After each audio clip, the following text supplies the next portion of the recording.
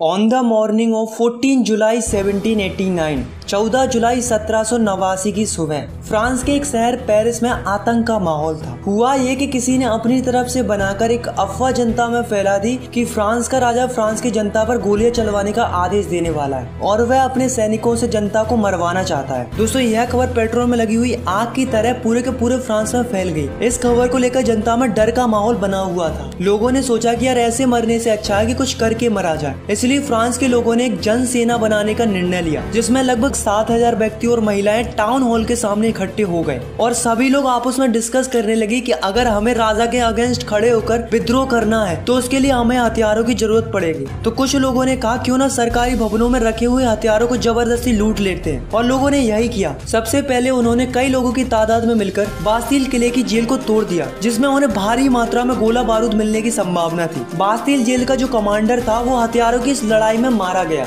और वहाँ उस जेल के हथियारों के साथ साथ वहाँ के कैदियों को भी छुड़ा लिया गया। दोस्तों, वो बात अलग है कि वहाँ पर 7 ही कैदी थे और इन सब ने मिलकर बास्तील किले को गिरा दिया और साथ में उस किले की कीमती वस्तुओं को बाजार में बेच दिया। इन वस्तुओं को उन लोगों ने खरीदा जो इस घटना को अपनी यादों के रूप में सजाना चाहते थे। दोस्तों, ऐसा नहीं है कि इस घटना के बाद फिर कोई घटना नहीं हुई थी, बल्कि इसके बाद कई दिनों तक पेरिस तथा देश के देहाती इलाकों में कई सारी लड़ाइयाँ हुई हैं, जिसका रिजल्ट ये निकला कि जनता रोटी, कपड़ा और मकान की बढ़ती कीमतों का विरोध करने लगी। बाद में फ्रांस के राजा को गिलोटिन से सर काटकर मार दिया गया। तो दोस्तों, ऐसा क्यों हुआ और कैसे हुआ, चलिए जानते हैं इस वीडियो में।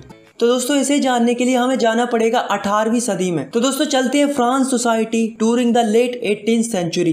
तो दोस्तों, ये बात है 1774 की, जब बूर्बो राजवंश का लुईस 16 नामक राजा राजगद्दी पर बैठा। जब उसकी उम्र मात्र 20 वर्ष की थी, उसका विवाह ऑस्ट्रेलिया की राजकुमारी मैरी एंटोनिएट से करवा दिया गया। बहुत दिनों से युद्धों के कारण उसके महल का खजाना खाली पड़ा हुआ था और बर्सेल के महल की शान शौकत बनाए रखने के लिए राजा को पैसे की जरूरत तो थी। और लुईस 16 के शासन काल में ब्रिटेन से अमेरिका की 13 कॉलोनीज को छुड़ाने के लिए मदद की थी, जिसके कारण फ्रांस के ऊपर 1 बिलियन लिब्रे से भी अधिक कर्ज हो चुका था और 2 बिलियन लिब्रों का कर्ज पहले से था। अब जो कर्जदार थे वो राजा से 10% इंटरेस्ट के साथ मांग करने लगे। इधर राजा के सामने कर्ज की चिंता, ऊपर से सेना का खर्च, राज दरबार का खर्च, सरकारी कार्यालयों का खर्च, विद्यालयों को चलाने का खर्च, इन सब की चिंताएं फ्रांस के राजा को सताने लगी। तो जो फ्रांस का राजा था लुईस 16, उसने क्या किया कि जो फ्रांस के लोगों के ऊपर टैक्स बढ़ा दिया। तो दोस्तों, 18th सेंचुरी में फ्रांस 3 स्टेट्स में बटा हुआ था। पहला स्टेट था क्लर्जी, मतलब वो लोग जो चर्च में काम करते थे। दूसरा स्टेट था नोबिलिटी, मतलब जिसमें राजा और राजा का परिवार आता था। और थर्ड था जिसमें बचे हुए सारे लोग आते थे, जैसे कि जो बड़े बड़े बिजनेसमैन थे, मर्चेंट्स थे, लॉयर थे, किसान थे, मजदूर थे। इस तरीके के लोग थर्ड स्टेट में आते थे। फ्रांस की पूरी जनसंख्या में से 90% किसान थे। तो इसका मतलब ये मत समझना कि इनके पास सबसे ज्यादा जमीन थी, बल्कि ये तो नाम के ही किसान थे। 60% जमीन तो फर्स्ट और सेकंड स्टेट के लोगों के पास थी और जो थर्ड स्टेट था उसमें कुछ ही लोगों के पास जमीन होती थी जो कि काफी ज्यादा अमीर होते थे। अब दोस्तों, जो पहले और दूसरे स्टेट के लोग थे वो चैन से जी रहे थे, क्योंकि उन्हें कोई भी टैक्स पे नहीं करना पड़ता था। और दूसरी तरफ थर्ड स्टेट के लोगों को सारे के सारे टैक्सेस भरने पड़ते थे,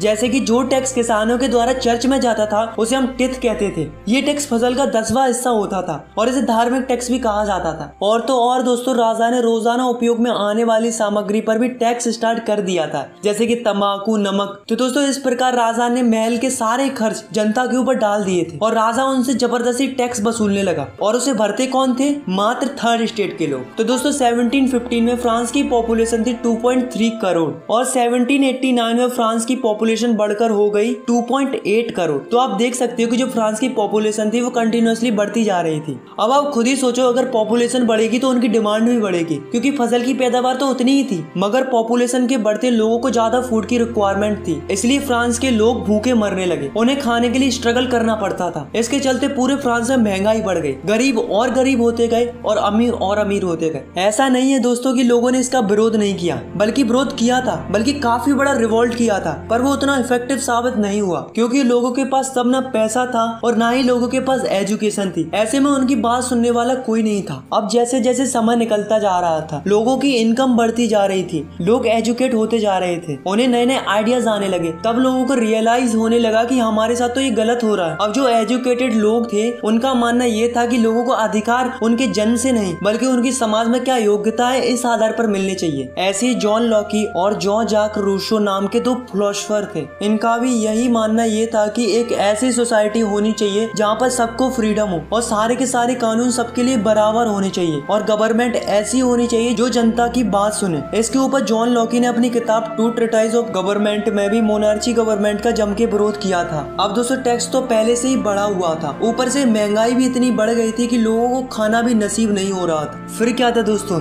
जनता राजा पर भड़क गई और यहीं से शुरू हुआ एक रिवॉल्यूशन। तो दोस्तों जैसा कि आप सभी को पता चल ही गया होगा कि लुई 16 का खजाना खाली हो चुका था, कर्जदारों की मांग बढ़ गई थी और उसको चुकाने के लिए राजा ने जनता पर टैक्स बढ़ा दिए थे। पर क्या आपको पता है कि प्राचीन राजतंत्र के अनुसार कोई भी फ्रांस का राजा अपनी मर्जी से टैक्स नहीं बढ़ा सकता था। इसके लिए उसे स्टेट जनरल की मीटिंग बुलाकर नए टैक्सों के प्रपोजल्स पर मंजूरी लेनी पड़ती थी। तो दोस्तों अब आप सोच रहे होंगे कि स्टेट जनरल क्या होती थी। तो दोस्तों स्टेट जनरल एक ऐसी पॉलिटिकल बॉडी थी जिसमें तीनों स्टेट अपने अपने स्टेट से रिप्रेजेंटेटिव भेजते थे, लेकिन केवल राजा ही तय करता था कि ये मीटिंग कब बुलाई जानी चाहिए। तो दोस्तों इसकी लास्ट मीटिंग 1614 में बुलाई गई थी, लेकिन फिर उसके बाद लुई 16 ने 5 मई 1789 को नए टैक्स बढ़ाने के लिए मीटिंग बुलाई, जिसमें फर्स्ट और सेकंड स्टेट ने 300 रिप्रेजेंटेटिव भेजे और जो थर्ड स्टेट था उसने 600 रिप्रेजेंटेटिव भेजे। और दोस्तों इस सभा में किसानों तथा कारीगरों को अंदर जाने की परमिशन नहीं थी। तो दोस्तों इन्होंने क्या किया कि 4000 पत्रों में अपनी शिकायतें और मांगे लिखकर असेंबली में भेज दी। लेकिन दोस्तों असेंबली के अकॉर्डिंग हर एक स्टेट को केवल एक एक वोट डालने का ही अधिकार था। पर अब की बार क्या हुआ कि जो थर्ड स्टेट के लोग थे उन्हें ये मंजूर नहीं था, क्योंकि वो चाहते थे कि पूरी की पूरी असेंबली वोटिंग करे, केवल 3 ही वोट पर फैसला नहीं दिया जाना चाहिए। लेकिन जो लुई 16 था उसे ये प्रस्ताव स्वीकार नहीं था। राजा ने इस थर्ड स्टेट के प्रपोजल को नहीं माना, जिसके कारण क्या हुआ कि जो थर्ड स्टेट के लोग थे वो निराश होकर असेंबली के बाहर चले गए और यही सभी लोग 20 जून को वर्साई के इंडोर टेनिस कोर्ट में जमा हुए। इन सब लोगों ने मिलकर एक डिसीजन लिया कि जब तक हम एक ऐसा कॉन्स्टिट्यूशन नहीं बना लेते जिसमें राजा के पास कम पावर हो, तब तक हम सब लोग मिलकर स्ट्रगल करते रहेंगे और राजा के खिलाफ लड़ते रहेंगे। उन्होंने अपने आप को एक नेशनल असेंबली घोषित कर लिया था। दोस्तों उस असेंबली के 2 लीडर बनाए गए, पहला था मिराबियू और दूसरा था एबेशियस। इन दोनों ने असेंबली को लीड किया। दूसरी तरफ फ्रांस में कड़ाके की ठंड पड़ रही थी, जिसके कारण क्या हुआ कि फ्रांस की जो अधिकतम फसल थी वो मारी गई। लोगों में भुखमरी इतनी बढ़ गई थी कि औरतों ने जबरदस्ती खाने पीने की चीजों को दुकानदारों से छीन लिया। यह देखकर राजा ने सेना को आदेश दे दिया कि तुम शहर में प्रवेश करो। जैसे ही सेना ने शहर में प्रवेश किया तो लोगों में हड़कंप मच गया।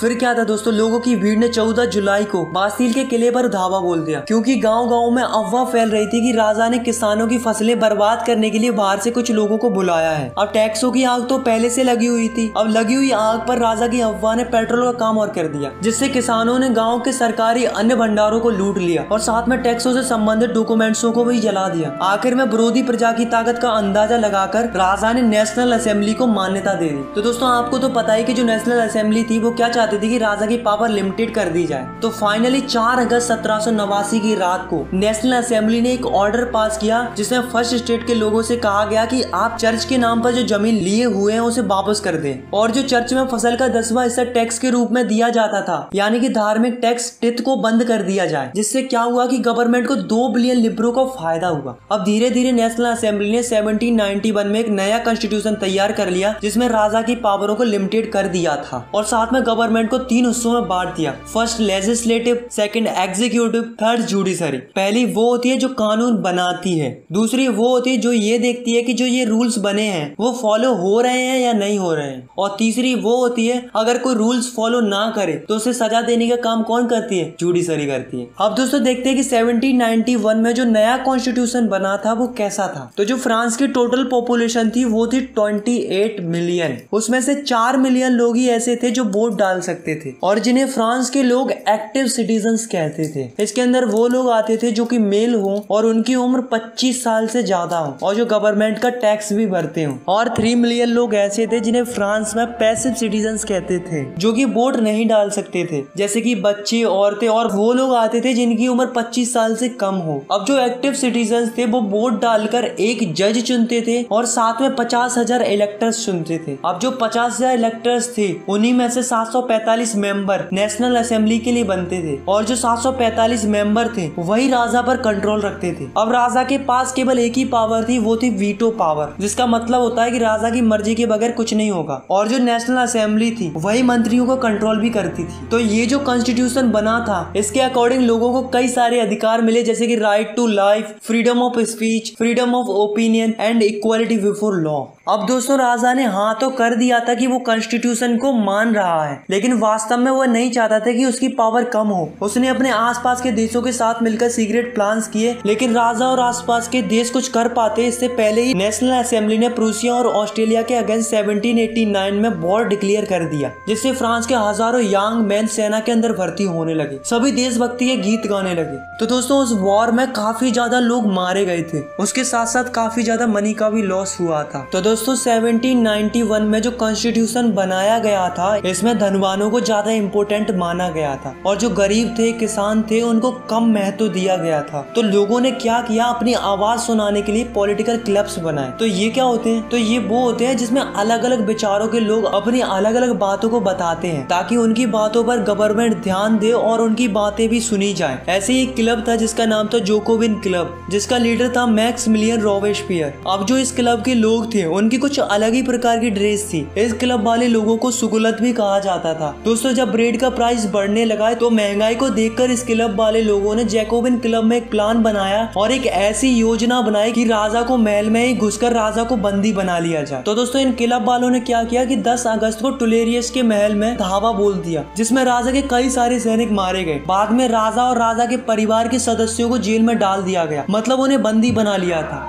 और फिर नेशनल असेंबली ने चुनाव कराए। फाइनली 21 सितंबर 1792 को राजाशाही राजतंत्र का अंत कर दिया गया और फिर मोनार्ची सिस्टम खत्म हुआ और एक नया रिपब्लिक सिस्टम यानी कि वोट डालने का सिलसिला शुरू हुआ। अब जो फ्रांस था वो एक रिपब्लिक कंट्री बन चुका था और जो लुइस 16 था जो बंदी बना लिया गया था उसे राजद्रोह के आरोप में मौत की सजा सुना दी गई। फाइनली 21 जनवरी 1793 को प्लेस दी कॉन्कार्ड में राजा को ग्लोटीन से सर काट कर मार दिया गया और सबको वोट डालने का अधिकार मिल गया। अब जो जोकोबिन क्लब की जो सरकार थी यानी कि रोबेस्पियर की सरकार, वो क्या करने लगी कि फ्रांस में जो भी गणतंत्र के खिलाफ होता, चाहे वह उसकी स्वयं की पार्टी का ही क्यों ना हो, उसे जेल में डालकर मुकदमा चलाया जाता था और दोषी पाए जाने पर गुलोटीन पर चढ़ाकर उसका सर कलम कर दिया जाता था। पर जो जैकोबिन क्लब था उसने कम काबिल तारीफ किया था, वो थी एबोलिशन ऑफ स्लेवरी। तो ये स्लेवरी क्या थी, तो दोस्तों फ्रांस की जो कॉलोनी थी कैरिबियन में, Martinique, Guadeloupe and San Domingo, तो यहाँ से क्या होता कि कई सारी चीजें इंपोर्ट होकर फ्रांस के अंदर आती थी, जैसे कि तंबाकू, इंडिगो, शुगर, कॉफी। तो इस तरीके की चीजें यहाँ से फ्रांस के अंदर आती थी। पर प्रॉब्लम क्या थी कि इन चीजों को बनाने के लिए वहाँ पर कई सारी लेबर्स की जरूरत पड़ती थी और यहाँ से काम करने के लिए वहाँ जाने के लिए कोई तैयारी नहीं था। तो इसके लिए जो फ्रांस के ट्रेडर्स होते थे वो क्या करते थे, पहले तो ट्रेडर्स फ्रांस से निकलते थे और अफ्रीकन कोस्ट तक जाते थे और फिर वहाँ से लोगों को खरीदा जाता था और उन्हें हाथों में हथकड़ियां डालकर अटलांटिक महासागर से होकर करेबियाई देशों तक ले जाया जाता था। वहाँ पर उनसे जबरदस्ती काम कराया जाता था,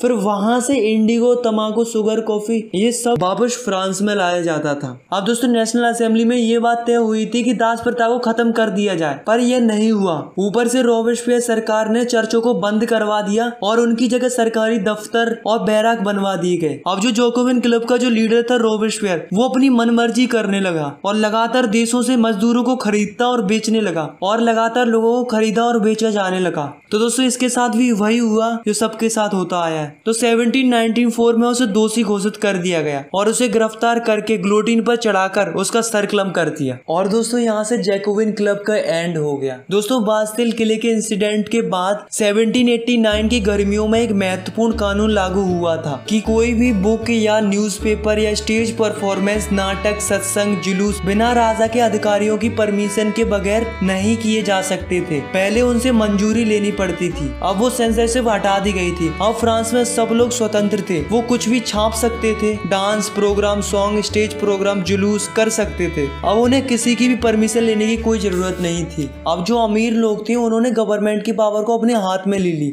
फिर उसके बाद एक नया कॉन्स्टिट्यूशन बना, फिर उसके अनुसार जिसके पास ज्यादा पैसा होगा वही वोट कर सकता था। इस कॉन्स्टिट्यूशन के अकॉर्डिंग 2 लेजिस्लेटिव काउंसिल बनाई गई। इन दोनों काउंसिल का काम था कि 5 मेंबर की बॉडी बनाना, यानी कि एक दूसरे में तकरार होने लगी, जिसका फायदा नेपोलियन बोनापार्ट ने उठाया। 1804 में फ्रांस का एक नया राजा बना जिसका नाम था नेपोलियन बोनापार्ट। नेपोलियन ने पहले तो यूरोप के लिए बहुत कुछ किया तो लोगों को लगा अच्छा है, लेकिन बाद में पता चला कि नेपोलियन तो बहुत ही क्रूअल किंग था। फाइनली 1815 में वाटरलू की लड़ाई में नेपोलियन हार गया। तो